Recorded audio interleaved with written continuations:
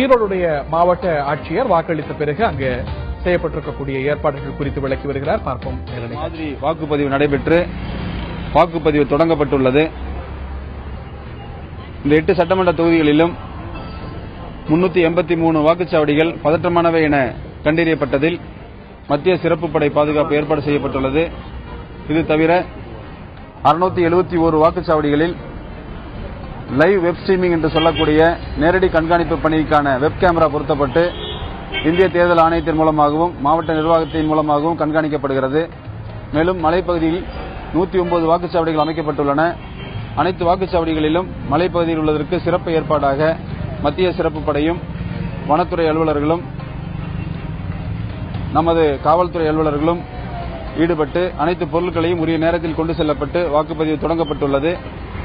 அனைத்து பகுதிகளிலும் சுமூகமான முறையிலும் அமைதியான முறையிலும் வாக்குப்பதிவு நடைபெறுவதற்கு அனைத்து ஏற்பாடுகளும் செய்யப்பட்டுள்ளன.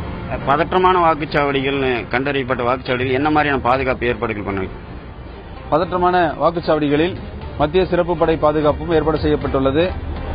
வெப் ஸ்ட்ரீமிங் என்று சொல்லக்கூடிய நேரடி கண்காணிப்பு செய்வதற்காக வெப் கேமரா பொருத்தப்பட்டு கண்காணிக்கப்படுகிறது.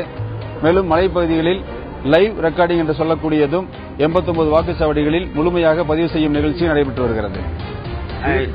இது தவிர மத்திய அரசு பணியாளர்கள் ஈடுபடுத்தப்பட்டு மைக்ரோ அப்சர்வர் என்ற நிலையில் அவர்கள் நேரடியாக மத்திய பார்வையாளர்களுக்கு அவ்வப்போது தகவல் தெரிவிக்கும் வகையிலும் ஏற்பாடு செய்யப்பட்டுள்ளது. இப்போ பாதுகாப்பு பணியில் எத்தனை போலீசார் எத்தனை துணை ராணுவத்தினர்லாம் ஈடுபட்டிருக்காங்க? என்ன மாதிரியான ஏற்பாடுகள் நடைபெற்று வருகிறது?